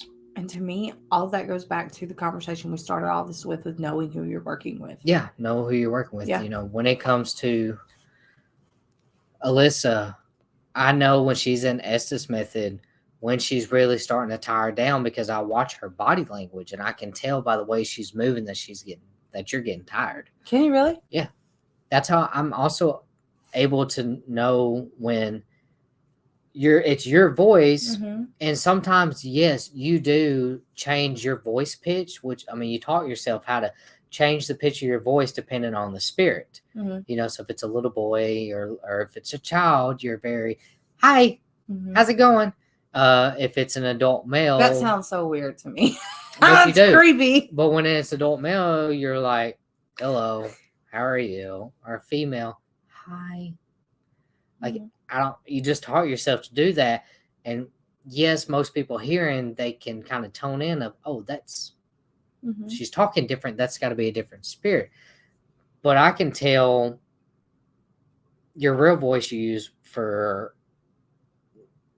something else, like something that's not human. It's just your normal voice. Oh, really? Yeah. I have become aware of that. It's the thing in the basement at Monroe. Mm-hmm. When Alyssa was talking to it was just, oh, really? Just like, say, oh, really? Oh, really? No, like with a little like, oh, really? Oh, really? That's how you said it. Oh, okay. In your voice, your normal voice. You didn't pitch it.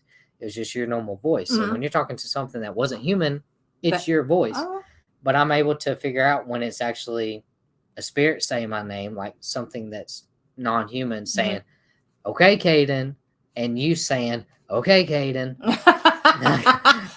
I know. That's a lot. Is that a stressful situation that you're in when I'm under? Is it stressful for you? It's stressful. I've never asked you that. In the sense of sometimes I'm not able to see you when you're doing the Estes method. Like Tate Monroe, she was in the crawl space. I was not. So I could not see you unless I was watching the live. But I could hear the tones in your voice. And I hyper focused on your breathing. So I focused in on your breathing, and I could tell when it was getting labored, which is how I knew that. That is some crazy stuff to me. It was getting to you to get to me. And you can't, I've tried to find the video. It's not on live, but you can hear me when you start laboring. I get up out of the chair and you hear me running to the ladder saying, don't F with me, mother effer. I mean, you hear it. Okay. I didn't know you paid attention to my breathing. That's wild to me. You should have known, just considering what I told you about yourself when we first started dating. Oh, yeah, true. It's those, being in corrections, that's the great thing about it, is you do learn to look at minor details. But you hadn't been in corrections when we first started dating. No, that was later but that's what I'm saying. It kind of goes part to the mental health side of things, where I have learned my life trauma response to pay attention to little things, to little details, to make sure chaos doesn't corrupt you. I get you. Exactly. I don't think I've ever asked you if it was stressful for you when I do that. Like, aside from being my teammate, like as my husband, is it stressful for you? It's sad. Like, do you honestly compartmentalize that? I don't. You don't. You just put them together. They're together. Okay. I didn't know that. I learned that. They're together. Okay. Like, I don't just see you as Alyssa in this moment, you as my wife in this moment. When we're there, they're collided. Okay. Together. They're not separate, they're collided. See, I'm not like that with you. That's weird. We can talk about that whenever we get back from break if you want to. Okay. So, all right, guys, we're going to take a break here in the next 10 seconds. Tune in, share this out. Like I said, we're going to try to get everything situated. Oh, Robert, for sure. Bless him. It's stressful for Robert. Well, you know Bless what? him. It can be stressful to me in some situations. We're going to pick up this topic right after these messages. This is Twisted Ascensions, y'all.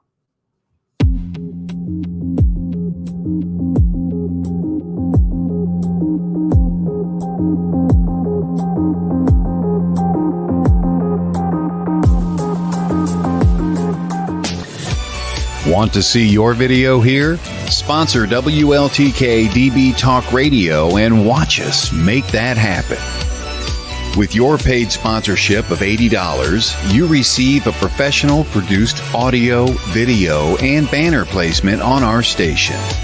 Not only does your sponsorship air during our live shows, but also replayed on our podcast and heard by hundreds of like-minded people.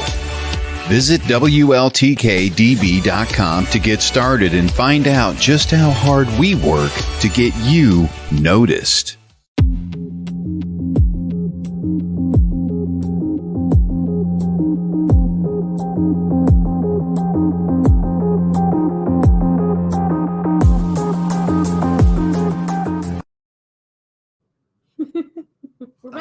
We're back. We are back. Trying to play with it a little bit, trying to get everything situated, hoping that the last little bit of this would go a little bit smoother when it comes to the video part of it, but we're still going to freeze, and that's okay. But if you missed tonight's show, you can go back and watch us on YouTube, on Twitter, on WLTK-DB.com, on the WLTK-DB app, Facebook. We're live on Twitch right now, so you can also go back on Twitch and watch, I believe, or simply just go to Google and type in Twisted Ascensions.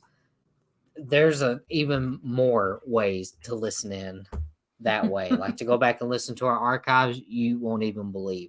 So it is 9:30 our time here. Shortly after we get done at 10 o'clock is Todd's show. Todd Bates, the owner of who makes all this thing go, the boss man himself, the man, the myth, the legend himself. Newly released a book. Yes, phenomenal book. We've both read learned a lot of stuff about him I did not know. I'm excited about the show because tonight is his show, Haunted Voices. And if y'all haven't watched, you have to. It's right after our show, but it's Haunted Voices tonight. He's answering all of your questions about the book or just any generalized question there is. That's going to be tonight. It's going to be an awesome show. I am pretty stoked about it. I am too. Pretty stoked about it. I love Todd to death. I do too. Amazing dude. This is all happening because of him. All happening because of him. Yes. All because of Mr. Todd himself. Like 2 years ago? Yeah. Something like that. 2.5 years ago. Phenomenal dude. Dude. His show is after us. Haunted Voices is coming on. Tune into that. But we were just talking about how we did not know. I did not know how you, you mentally do all my wife. Okay. So for me, I don't do it like that. Like you don't ever just let the best friend Caden and the husband Caden collide? No. Really? I mean, not in that scenario. In our everyday lives, they do constantly. See, to me, I treat the paranormal like our everyday lives. See, I don't. I view you as a professional being when we are at places. Sometimes it's hard because I am your wife. Yeah. And so, like there are things where I'm like, oh, you're being a dick. Like, stop it. And I'm sure you have them with me. I know you do. But then I remind myself that I'm not at home. Yeah. We are not at home. Right. This is a job, Alyssa. This is a job. So I then view you, and I guess it's what I do to make, like, I guess so I don't take things personal. That's just how I view it. I view you as a professional being doing our job. This is what we're here to do. Now, I say all that to say this. There are situations that I go into inside of this, and I do view you as my husband. Only because when I know that you're, like, I don't ever worry about being put in a situation that I could be harmed in without my knowledge. Okay.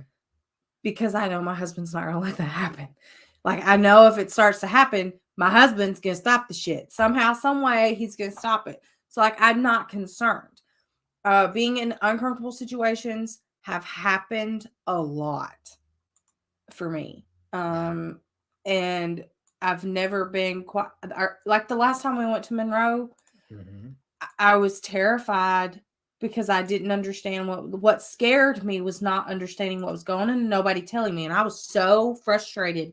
You know, you and Alicia were there, but nobody would tell me what was going on because you didn't want me to know. Yeah. And as a professional, you didn't want me to know what was going on. Yeah. Because I would have stopped you, and you knew I would have. Yeah. I would have raised hell. So nobody would tell me, and I was livid. I was so pissed because nobody would tell me what was going on. I had no clue. So then I take my phone and I rewind the live and I watch it, and I lost it because that's how I had to figure out what was going on because nobody would tell me. And I had been brought out of this situation, and you had been put into it. You can and go into details. Well, we were in the crawl space. Because I'm gonna go. Okay. You're gonna go do that? Yep. Okay. I was in the crawl space, and I was severely under the Estes method. I had no idea what was going on. This goes back to bonds. Yes, it does go back to bonds. And the next thing I know, Caden's throwing things at me to get me to take the headphones off. And then something hits my leg. Well, at first, I wasn't sure that it was him throwing anything at me. I didn't really know what was going on. And it was him trying to get me out. And he's crawling in this crawl space, and he's yelling. And I take the earphones off, and I'm like, what is happening? Because I had no idea. And he's like, get out now. Get out now. And I'm like, okay, but what's going on? And nobody would tell me. He wouldn't tell me. Alicia wouldn't tell me. Nobody would tell me. And I was shaking because of the things that I was feeling physically. I was not okay. And then you throw this into that.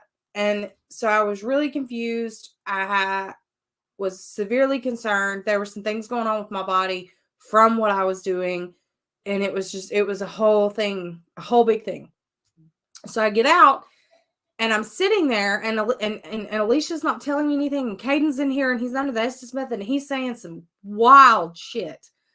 And I'm like, what is happening? Somebody tell me what's going on. Well, you've heard Caden talk about the attack that happened to him at this location. And then during the Estes method, the spirit that was speaking through me said some things about that and about it happening again. And they were using me and going to use me in Caden's place, and it was a whole thing. I didn't know that. So I rewind my live back on my phone. Like, I wish that I could pull up that clip because I have it, but maybe next time. I rewind our live video on our Facebook page on my phone, and I hear what comes out of my mouth. And I instantly lost it and was angry at him because he pulled me out and went in. Yeah. But I was angry at you as your wife, not as an investigator. It had nothing. I could have gave two shits less at that point because I knew what was happening. And I was like, no, we can't do this. We're not doing this again. We're not doing this again. And he wouldn't let me get back in there. And he was doing that to protect me. And I understand that. But as an investigator, I didn't give a shit. But as his wife, I was very angry.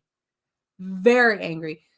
And those are the moments where I don't view you as an investigator. Those are the moments where I don't give a darn about the fact that we are investigating. This is my husband and you're not going to hurt him. Like, that's just what my brain does. Just like when I know that I'm in a sketchy situation, I'm not scared if you're there.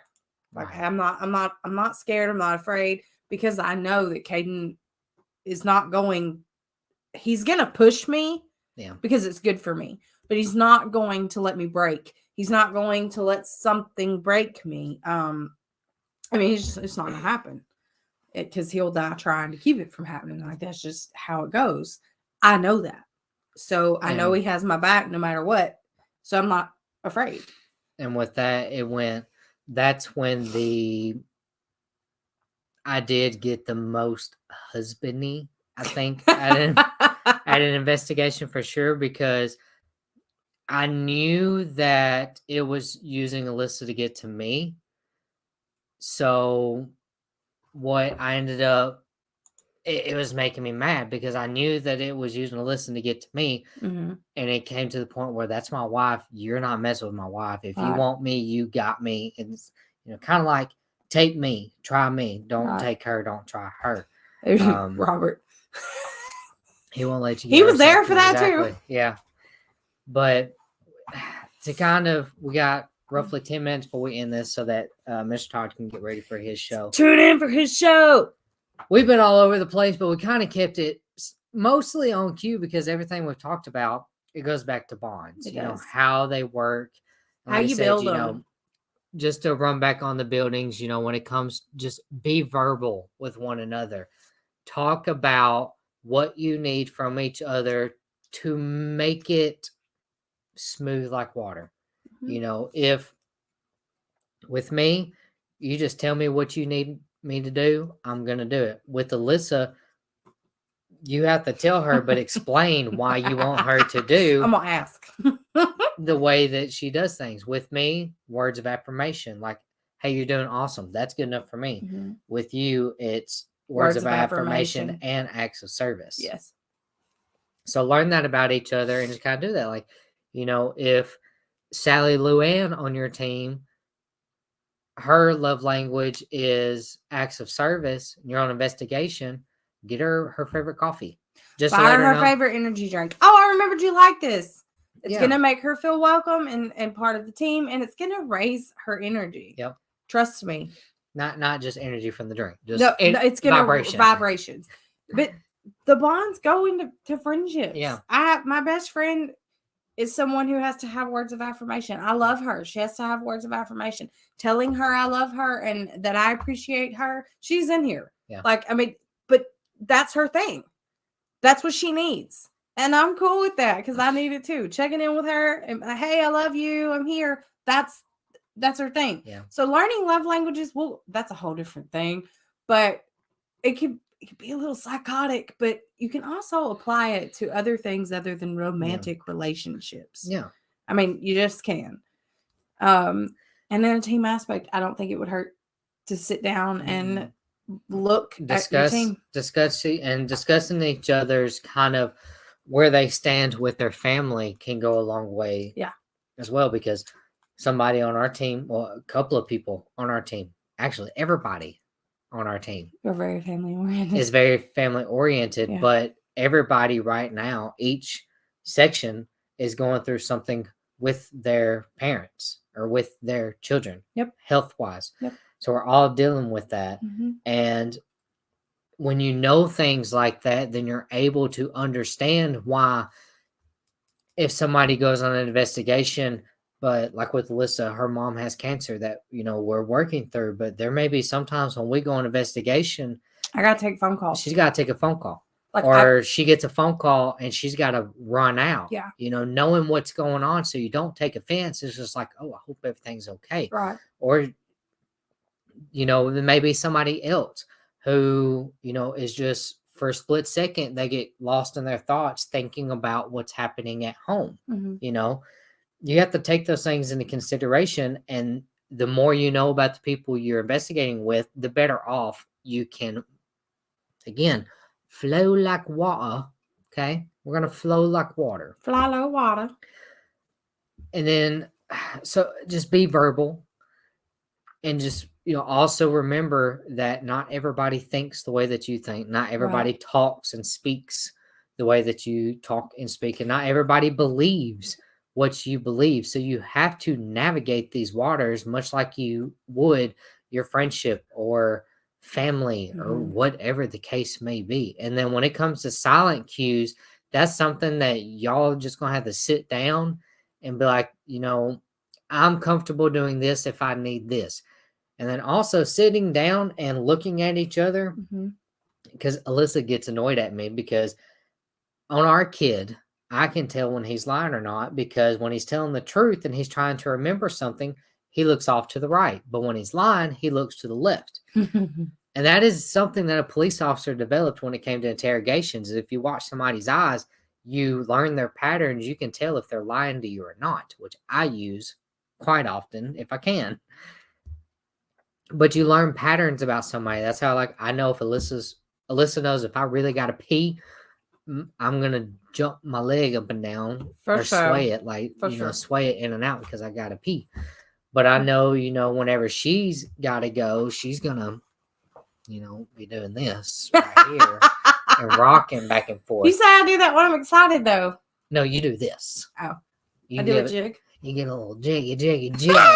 A jig. A jiggy, jag. Jiggy, no, jag. You'll kind of sway. But I also know when you are getting extremely tired and drained, you will hold your stomach and bow over, and you'll either rock slightly side to side. I really do that? Or you'll do this. Oh, honey, I do have videos of that. Do you really? I mean, it just looks like you were just...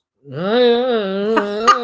mean, it's kind of weird, but that's just you. That's how I know you're coming to an end of the night. Of your limitations for that session. Oh, okay. But sit down, learn each other, and explain what your cues are. Robert said, "Yep, Alyssa. I didn't know I did that. Alyssa does. Alyssa does. And it also can really go a long way if you learn each other's buttons and not to push them, but to understand what triggers them. Yeah. Like with me, if I'm hyper focused and you interrupt me, I get aggressive. And that's just me. And I've had to verbally talk about, if I'm hyper focused, we got to get a cue so that I don't mean offense, but you can't take me out of it. And that's where that came from. And Alyssa now knows, she learned that many years ago, and she now knows, when he's hyper focused, you can't do that. Right. That's a button of mine. I also do not like talking. I don't like being in a room full of people and they're talking, and then I go to talk and nobody's listening. They just over talk me. So then I just kind of shut down. The time, baby. I'm showing you the time. Oh, okay. I forgot what I was saying. You shut down. Because I read the duct tape on those buttons. Yeah. That was funny. You were talking about shutting down. Yeah, I'll just shut down if people start talking over me, not because I feel inferior, but it's one of those I'm not going to waste my breath type of ordeal. So I get a little angry at it. And that's one of my buttons. With your buttons, yours is not being heard and not being taken seriously. Being taken seriously will piss me off. Yeah. I think a lot of that comes from where I live and when I was in my late teens and early 20s and being in the scenarios I was in with cars, I guess, and the older men, that goes way back, but it will piss me off real quick. And another big one that is so hard for everybody, and even we are at fault, gossiping. Sure. Keep gossip to a minimum. And I don't mean within your team. I mean involving other teams as well. Period. Because the shit will filter into your life. It will. The gossiping part of it, it goes back to just very quickly. If somebody's gossiping about somebody, then how you know they're not gossiping about you? And that's kind of where it comes from. And there are times where you can, I'm not saying you can't ever talk about something like, did you know that so-and-so went to this place and so-and-so did this at that location? Mm-hmm. Not like that. But if you're just constantly dogging somebody, that's toxic. That's not healthy. And a lot of teams, you see that within the field. It's that toxicity is my team's better than yours, and this is BS, and my evidence is this, and this is that, and it's just all toxic, which is probably why it is why we are no longer directly all in it to win it now. But keep the gossip to a minimum. Yeah. Talk to each other, establish boundaries, and if you really want to fortify some bonds, push those boundaries to the limit. I'm so Step glad outside your comfort zone. I'm so glad everybody came out to hang out with us tonight.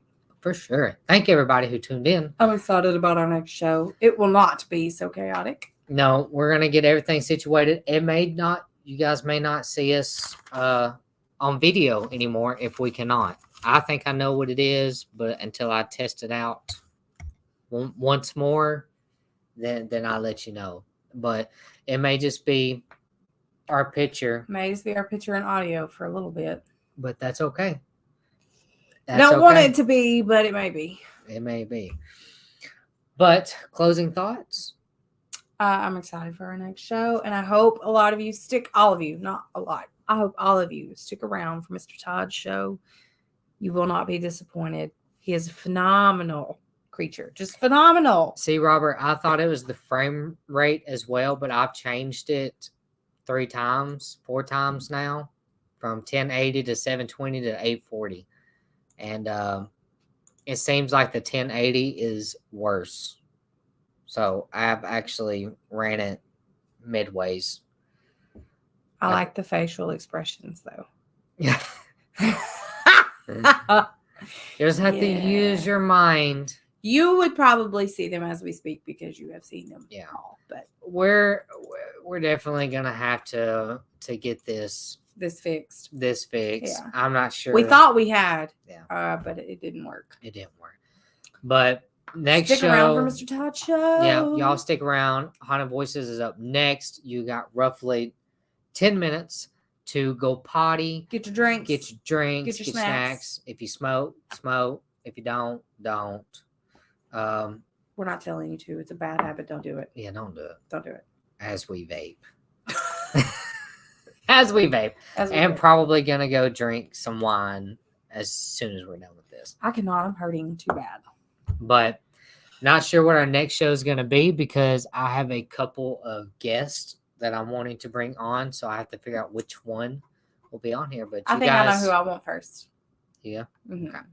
Well, y'all just stay tuned. I promise you it's going to keep getting better and better and better. We are finding our groove. It's a work in process. Stick around so that you can say that you were there at the bottom when we make it to the top. Hey, what's the top, though? I don't know. Do we get a treat? Does Todd give us a cake? Maybe. We got our cake because we get to work with Todd. True. We got our cake. True that. All right. Love and light, y'all. May God bless you. May the gods be with you. Until the next time, this is Twisted Ascensions. Please come back for more. Come back. Love y'all. Love you. Bye. And the truth is here and now on WLTK-DB Talk Radio at WLTK-DB.com.